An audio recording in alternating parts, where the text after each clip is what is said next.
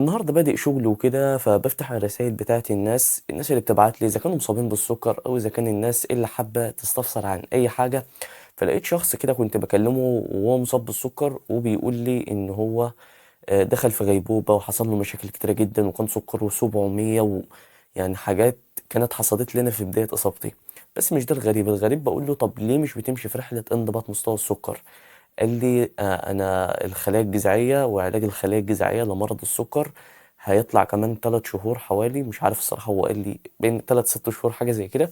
هيطلع علاج لمرض السكر وهنستغنى عن الانسولين، فليه فكر في الحاجه دي؟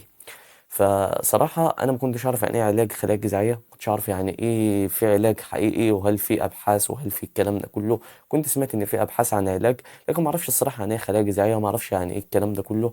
فدخلت عملت كده سيرش بسيط. فالنهاردة أعمل لكم فيديو عن حوار العلاج بتاع الخلايا الجذعية، وهل فعلا في علاج لمرض السكر من النوع الأول، وهل لو في علاج ليه مش موجود، وهل لو ما فيش هيبقى موجود. فالفيديو هفهمكم فيه اكتر، هم 3 نقط بس افهمها لكم عن موضوع العلاج بالخلايا الجذعيه. فيلا هات لك اي حاجه تشربها او ممكن ما تجيبش لان ممكن الفيديو ما يطولش. فعلى العموم انا اسمي خالد ناصر، مصاب بمرض السكر بقالي حوالي 5 سنين. بشارك رحلتي كمصاب بالسكر وكشخص رياضي ومهتم بالصحه والتمرين ومهتم بمرض السكر وان هو يساعد الناس اللي مصابه بالسكر.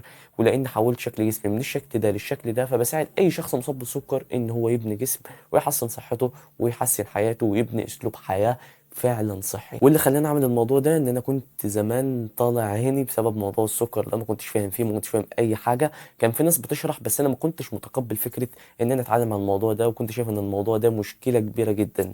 فيلا بينا نبدا على الفيديو ده. خلينا نبدا باول حاجه، يعني ايه سكر نوع اول؟ لان في ناس كتيره مصابه او في ناس كتيره مش مصابه ما تعرفش يعني ايه سكر نوع اول، ولازم يكون عندنا ثقافه بالموضوع ده اكتر وتبدا تبحث وتفهم عنه اكتر. بس بكل بساطه السكر النوع الاول الشخص مفتقد الانسولين. اي شخص طبيعي لما بياكل اي حاجه بترفع السكر، فاللي بيحصل ان البنكرياس بيخرج انسولين، فاللي بيحصل ان السكر بيرجع طبيعي وبيستفيد من الاكل اللي هو بياكله، يتحول كطاقه عن طريق انه يدخل جوه الخلايا. عمليه يعني كده بتحصل في الجسم، عمليه حيويه.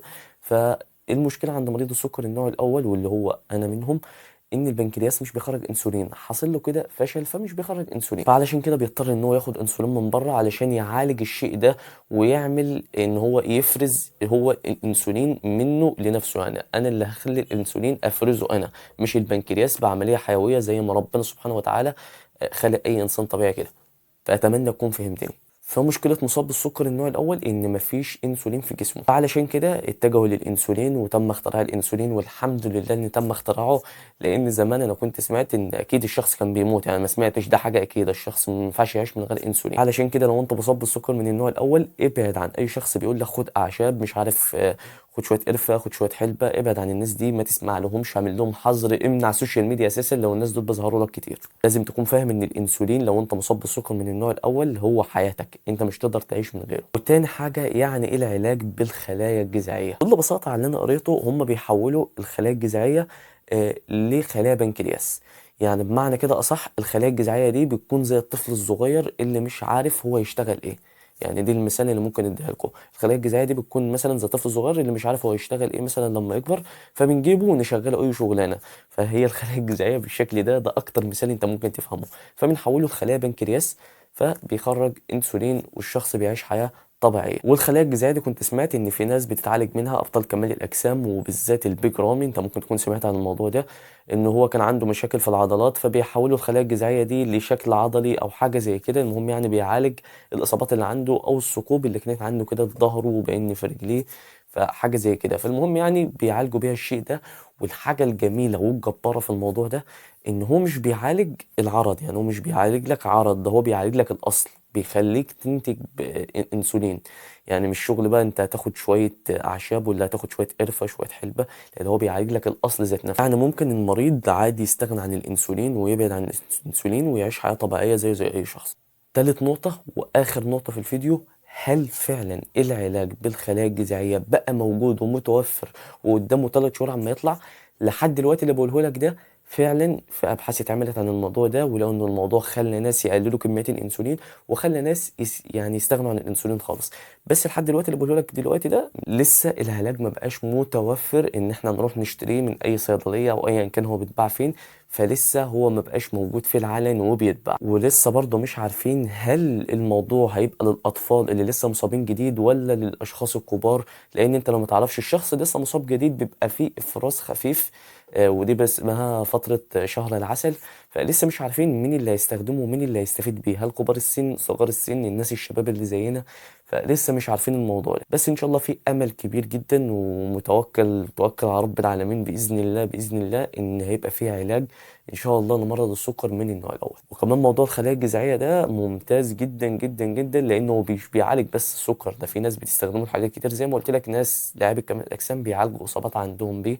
فالموضوع يعني جميل جدا. بس انا مش عامل لك الفيديو ده علشان خاطر تروح تستغنى عن الانسولين وتدمر حياتك وتقعد تستنى العلاج، سيبك من الموضوع ده كله، لسه ما نعرفش العلاج هيظهر امتى. فالمطلوب منك كشخص مصاب بالسكر وبتشوف الفيديو ده، او كشخص عادي، انك تبعت الفيديو ده لاي حد عنده سكر ويسمع الكلام اللي انا هقوله دلوقتي.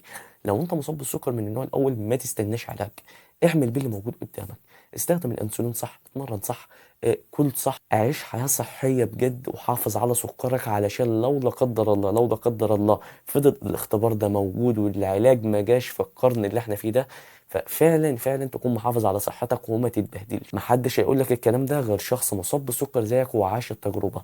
ايا كان ايه اللي هيحصل، حافظ على سكرك، حافظ على صحتك، حافظ على تمرينك، اتمرن، عيش حياتك، اتبسط، ما تستناش حاجه تبسطك، اختار ان انت تبقى مبسوط دلوقتي. عارف ان الموضوع مسبب لك مشاكل، عارف ان انت مش قادر تتعامل مع الوضع، بس كلها فتره هتبدا تحاول انك تتعامل مع الوضع، تبدا تظبط سكرك، تبدا تظبط تمرينك، وصدقني الموضوع هتشوف منه تقدم مش طبيعي.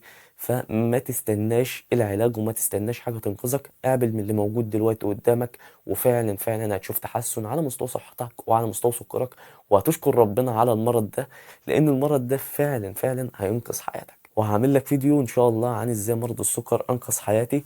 فبس كده، الفيديو مش طويل، الفيديو قصير. فلو انت مصاب بالسكر من النوع الاول وعايز تستفسر عن الاستشارات الاونلاين والتدريب الاونلاين، فانا فاتحه. ابعت لي رساله تحت، سايب لك الانستجرام ورقم الواتساب، ابعت لي رساله، وان شاء الله اشوفك في الفيديو الجاي، تكون بصحه كويسه، وتكون فعلا اخدت النصايح اللي في الفيديو ده، وان انت تبدا فعلا فعلا تتعامل مع المرض ده صح. واعمل لايك واعمل اشتراك، ابعت الفيديو لاي حد مصاب بالسكر.